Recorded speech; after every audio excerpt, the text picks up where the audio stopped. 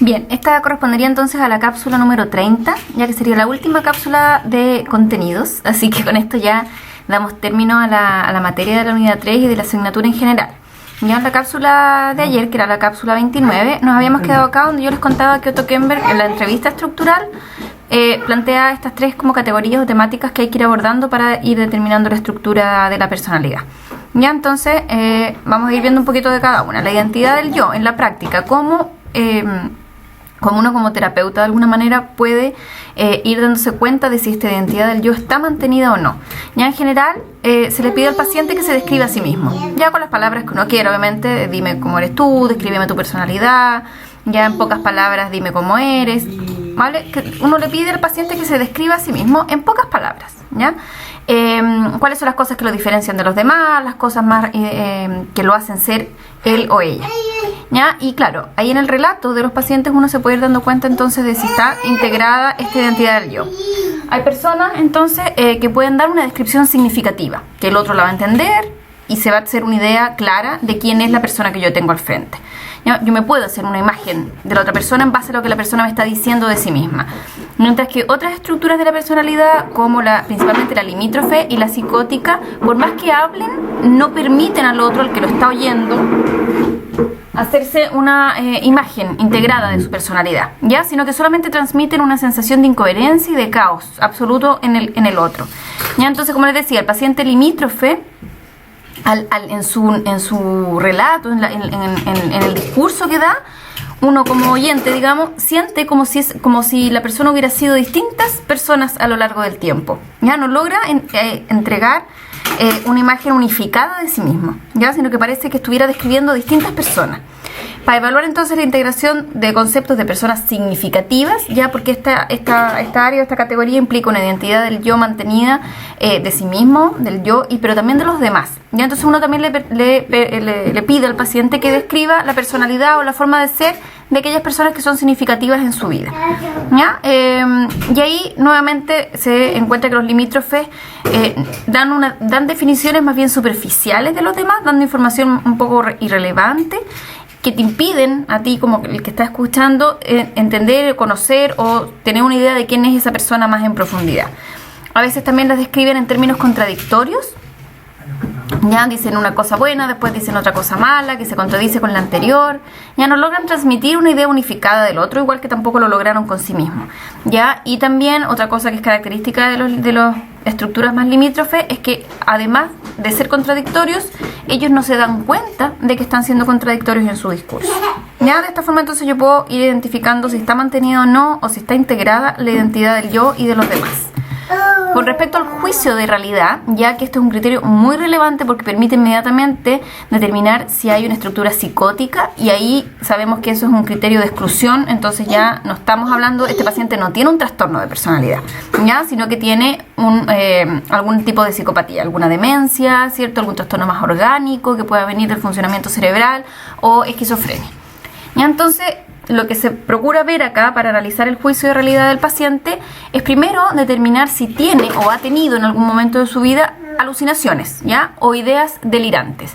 Las alucinaciones tienen que ver con los sentidos, ¿cierto? Ver, escuchar, oler, sentir cosas que no están en realidad, o no poder determinar si los estímulos vienen desde adentro, desde afuera. Y las ideas delirantes, más que con los 5 sentidos, tienen que ver con el pensamiento. Ya hay ideas que no son reales, pero que ellos se las creen como reales y que determinan también su comportamiento.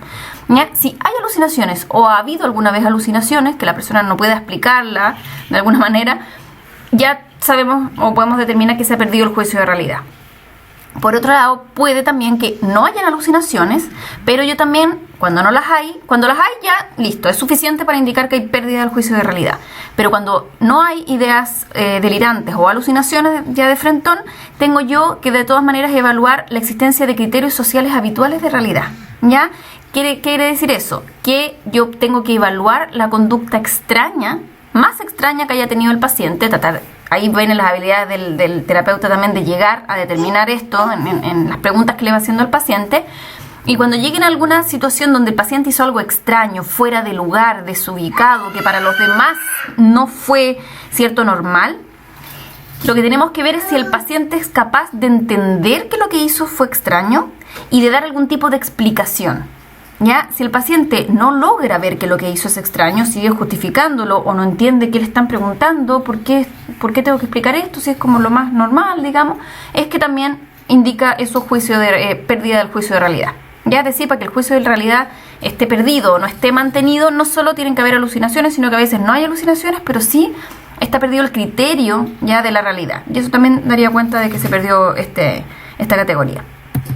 Y finalmente, con respecto a los mecanismos de defensa, ya en la cápsula anterior les explicaba ahí un poquito que los mecanismos más avanzados, ¿cierto?, tienen que ver más bien con la represión.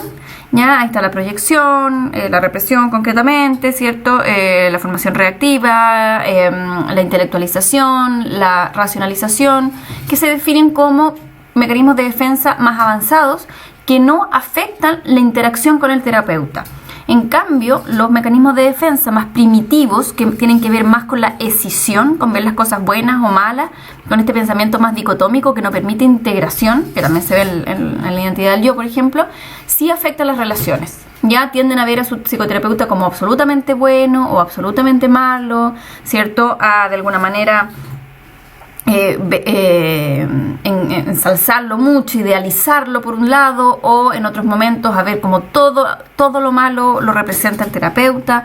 Entonces afectan estos mecanismos más primitivos que son propios de las estructuras más limítrofes y más psicóticas, afectan la relación entre el terapeuta y el paciente, y eso ayuda también al terapeuta a darse cuenta de que los mecanismos de defensa de su paciente son más bien primitivos, ¿cierto? Aquí tenemos la negación, la identificación proyectiva, la omnipotencia también y la devaluación, ¿ya? Que puede ser con respecto a sí mismo y a los demás, ¿ya? Por ejemplo, los narcisistas presentan estas operaciones como más defensivas, de sentirse ellos mismos como omnipotentes, como que son perfectos y lo saben todos, y tender a devaluar al resto. Ya, pensamiento más bien dicotómico, los demás son todos malos, yo soy perfecto. Ya, ese tipo de mecanismos estamos hablando que como primitivos. Ya, igual que la negación, es una negación primitiva también, porque a veces me puede funcionar la negación un poco o en un primer momento de algo, pero aquí estamos hablando de una negación ya donde el paciente se da cuenta de que sus percepciones sobre sí mismo, sobre otro, son opuestas a lo que realmente siente. O sea, se da cuenta de que está negando algo, pero se hace el loco de alguna manera. En su memoria no hay relevancia emocional de que algo sí pasó y yo estoy actuando como que no pasó. ¿Ya? O sea, me puedo incluso dar cuenta de que estoy actuando como que no pasó, pero mi memoria, eso no tiene relevancia social y no influye en cómo yo me siento. Ya sigo negándolo de todas formas. Entonces, esta tablita es súper relevante porque hace un resumen de lo que habíamos visto hasta ahora. Y entonces los criterios que plantea Otto Kemper para determinar la estructura de la personalidad, y que son los que se van abordando a lo largo de la entrevista estructural, cómo se van dando las distintas estructuras. Entonces, en la identidad del yo, en la estructura neurótica, está presente. La persona logra transmitir una idea integrada de sí mismo y de los demás. En el limítrofe alto está mantenida también la identidad del yo, pero con cierta dificultad y ciertas alteraciones, hay un poco como de difusión, ¿ya? En el limítrofe bajo ya la identidad del yo está ausente. No solo hay un poco de difusión en su discurso, sino que ya realmente no se alcanza una integración. Ya lo mismo pasa con ya la estructura de personalidad psicótica, donde tampoco está mantenida su identidad del yo. De hecho, los psicóticos difícilmente van a poder responder esa pregunta de describirse a sí mismos, ya, porque hay delirios, hay ideas de referencia, hay ciertas alucinaciones que no les permiten realmente concentrarse, mirarse hacia adentro y describirse ellos mismos. No son capaces.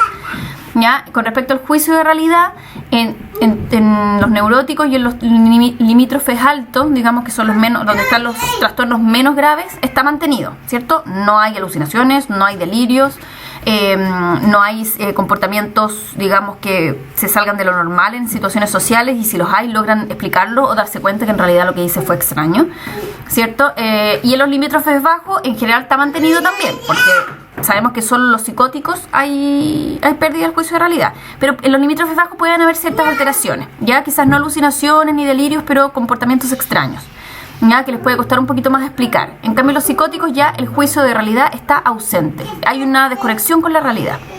Y finalmente, los mecanismos de defensa en la estructura neurótica son más avanzados, ¿cierto? Defensas de alto nivel, principalmente derivadas de la represión, Y en todas las otras, en las estructuras limítrofes, tanto alta como baja, como los psicóticos, utiliza mecanismos de defensa entonces primitivos. ¿Ya? Ahora, los limítrofes altos, cuando uno se los interpreta o les hace ver el mecanismo de defensa que están usando, hay una pequeña mejora. Aunque en los textos dicen que en el fondo es una mejora temporal, digamos, corto plazo, pero hay una mejora. Se dan cuenta de que estaban usando un mecanismo que les estaba generando problemas con los demás o generando malestar. ¿Ya? En cambio, ya en el limítrofe bajo y en los psicóticos, sus mecanismos de defensa son del todo primitivos y no hay mejoría cuando se les interpretan. ¿Ya? Entonces, esta lista de trastornos era más larga. Yo les dejé solo los que nosotros vimos, ¿ya? Porque hay otros autores que plantean también otro tipo de trastornos de la personalidad, ¿ya? Pero si nos ceñimos solo al DSM, la estructura neurótica incluye el trastorno obsesivo compulsivo, la estructura limítrofe alta, es decir, los limítrofes que hay estructura limítrofe pero que son un poquito menos graves, sería el trastorno dependiente, el histriónico y el narcisista, ¿ya? Y en el limítrofe bajo ya están los trastornos más graves, ya que son los paranoides, esquizotípico, esquizoide, limítrofe y antisocial. ¿Ya? Entonces, para cerrar, ¿cuándo estaríamos hablando de una estructura normal de personalidad? Es decir, cuando no hay trastornos de personalidad. Hay que fijarnos en estos 4 aspectos, ¿cierto? Primero, la identidad, ya su yo, su sí mismo, integrado, jerarquizado, me puedo describir desde las principales características mías, mis rasgos más relevantes, ¿cierto? Diferenciarlos, mis distintos rasgos de personalidad, desde los más relevantes a los menos relevantes. Ya, yo no voy a partir describiéndome a mí misma por lo que es más extraño a mí o por lo que menos suelo ser, ¿ya? Los límites, ya que sea una persona que es capaz de tener límites, cierto, que sean flexibles, ya una persona con comportamiento en el fondo adaptativo, ya la persona en situaciones en las que tiene que expresarse o en las que es adecuado expresarse o en las que se siente cómodo para hacerlo, lo va a hacer, pero también es una persona que puede ser reservada en otras situaciones, puede ser influido por el medio, maleable, pero en otras situaciones no, ¿ya? A eso se refiere que existan límites flexibles de su personalidad, ¿ya? Estoy abierta al cambio, puedo ir modificando ciertas cosas, ¿ya? Pero no voy a perder mi esencia de quién soy, ¿ya? Sino que haya flexibilidad para irme reinventando a través del ciclo vital, ¿ya? No un comportamiento rígido, que sigo siendo igual de, no sé, egoísta, de impulsiva, de llevar mi idea de lo que era a los 15 años, que quizás a esa edad era más esperable por la adolescencia, qué sé yo, pero después yo voy, ¿cierto?, cambiando, pero o desarrollándome, creciendo, ¿ya? No hay una rigidez en la personalidad. Cuando hay límites flexibles, también lo que veíamos de los constructos personales, que una persona sana es aquella que es capaz de reevaluar y de ir modificando sus constructos personales. A eso se refiere esto también. Por otro lado, los mecanismos de defensa que usa una persona que tiene una estructura de personalidad normal, recordemos que los mecanismos de defensa no son por sí solos patológicos ni nada. Todos usamos mecanismos de defensa, ¿ya? La idea es que sean mecanismos de defensa más de alto nivel y que realmente nos ayuden, nos sirvan para lo que son, ¿cierto? Y que no impliquen un gasto demasiado excesivo de energía, ¿ya? Entonces, como dice ahí, una persona normal es aquella que es capaz de postergar la gratificación de sus impulsos, en el fondo que es capaz de controlar de alguna manera, que su yo es capaz de controlar los impulsos del ello, ¿ya? Que puede inhibirse o inhibir los impulsos en ciertas situaciones, que soy capaz de esperar o postergar la conducta, como dice ahí, hasta el momento adecuado y conveniente, ¿ya? Está describiendo en el fondo cómo funciona el yo. Recuerden que los mecanismos de defensa los pone en acción el yo, ¿ya? No utiliza demasiada energía en sus mecanismos de defensa, de manera que no desgasta su aparato mental, ¿ya? Y los mecanismos están bien regulados, los uso en la medida justa cuando es necesario, ¿ya? Y mecanismos de buen nivel, de alguna manera.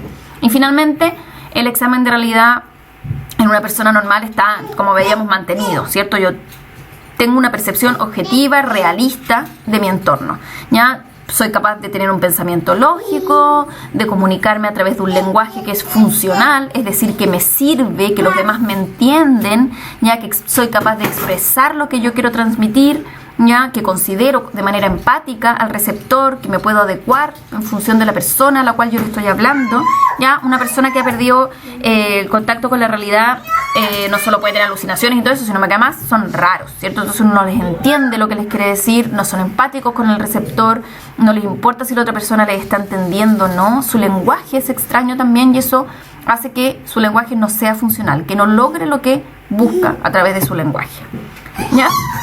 Con esto entonces damos fin, con los gritos de Pedrito por detrás probablemente que se están escuchando, damos fin entonces a la materia de la unidad 3, ¿ya? Así que les dejo ahí un Homero feliz, saltando por los campos, porque me imagino que siempre uno se pone feliz cuando cierra un ciclo y cuando termina ya de ver una materia que me llevamos ya varios meses estudiando, que es la personalidad. Así que con esto ya cerramos, ¿ya? Y me despido entonces, nos vemos el próximo semestre.